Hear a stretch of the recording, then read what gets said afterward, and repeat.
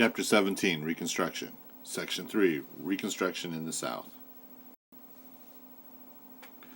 With Republicans in charge of Congress and instituting the Reconstruction military occupations, Republicans were not popular in the South, especially with the ones who controlled Southern governments.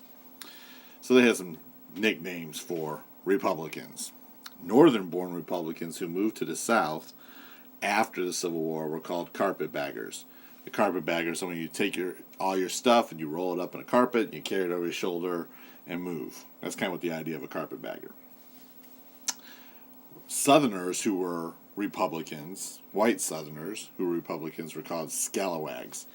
In both cases, they're not endearing terms. They're meant to be mean and ugly.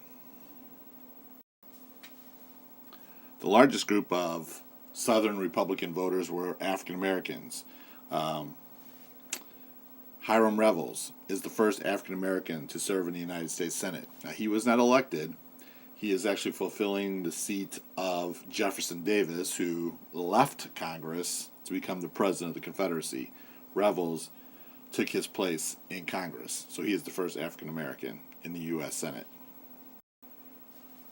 With these Reconstruction governments, they started to construct and establish public schools.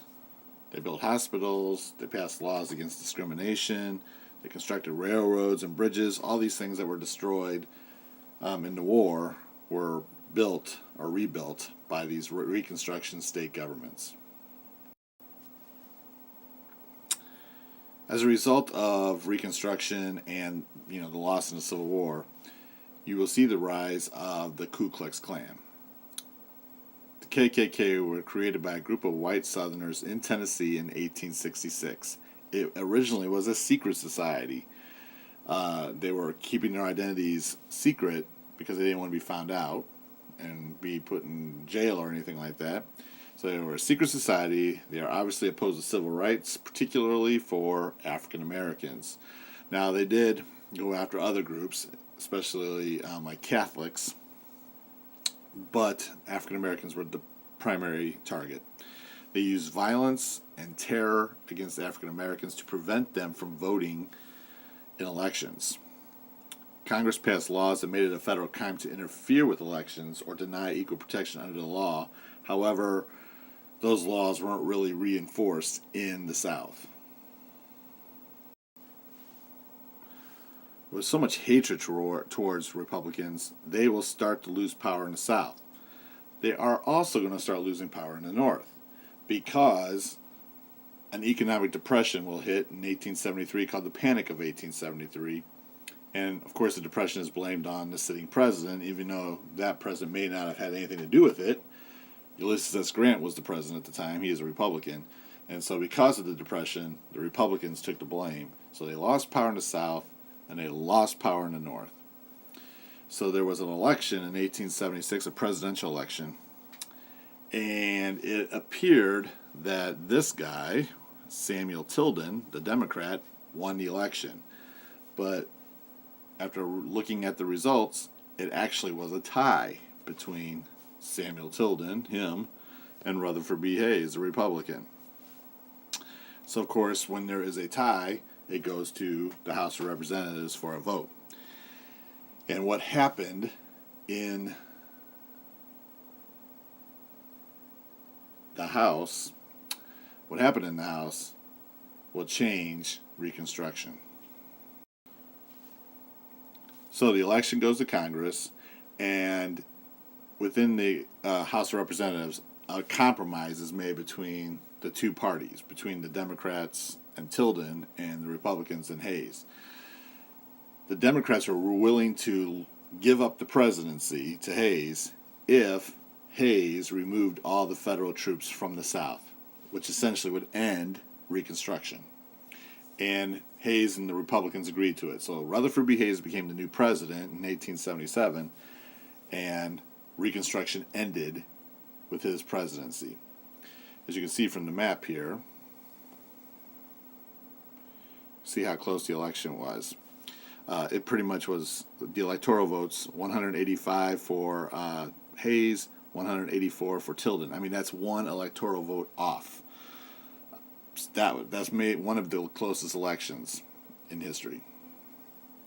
Now, the Democrats will start to regain control of the Southern governments, and these new Democratic governments in the South were called the Redeemers by the Southerners. Like, the South has been redeemed by the Democrats.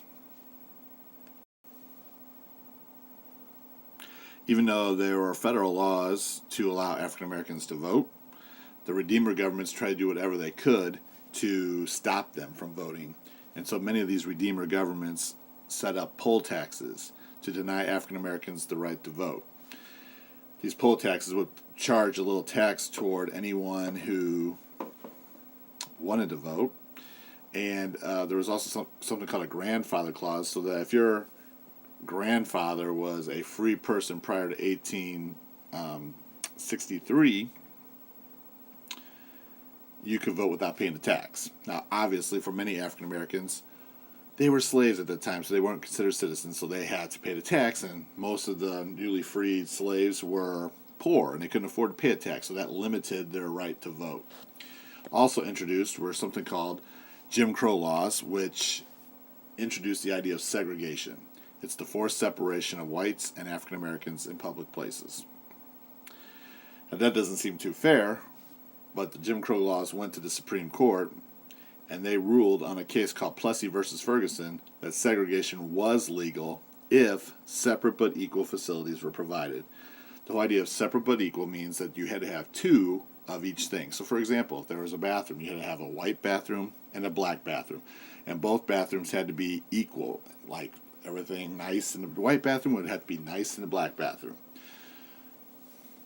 So, separate but equal facilities were provided. That's what made the Jim Crow laws legal. Now, separate but equal does not necessarily mean that everything was equal. If you think about schools, the white schools had all the good stuff. They had all the nice desks, they had books, the proper supplies. If you go to a black school, you're going to see a rundown building with hardly any lighting, no really good desk, no books. So the separate but equal clause was not equal. Few African Americans could afford to buy or rent farms. They became part of what we now call a sharecropping system. This provided labor to landowners and giving their crops to them. So the landowner would give African Americans some land, and they would work the land, and then part of the crops would go to the landowner, and then you got to keep some of the crops. Now the sharecroppers are going to face a cycle of debt because they'll have to go buy their supplies, which, they have no money, but they have to buy supplies, so they buy it on credit. They're hoping for a good crop, but what if the crop doesn't turn out really good the next year? They don't sell as much, which means they can't afford to pay off their debt, and that just kept going over and over and over again each year. So sharecroppers faced a cycle of debt. The Southern economy fluctuated depending on cotton prices. If cotton prices were good, the Southern economy was good. If the cotton prices were low, the Southern economy was bad. Business leaders hoped that creating industries in the South would strengthen the Southern economy and create something called the New South. Textile mills were one of those industries that were very successful in the South. So you're taking cotton and creating materials out of it. So people who worked in these textile mills worked long hours.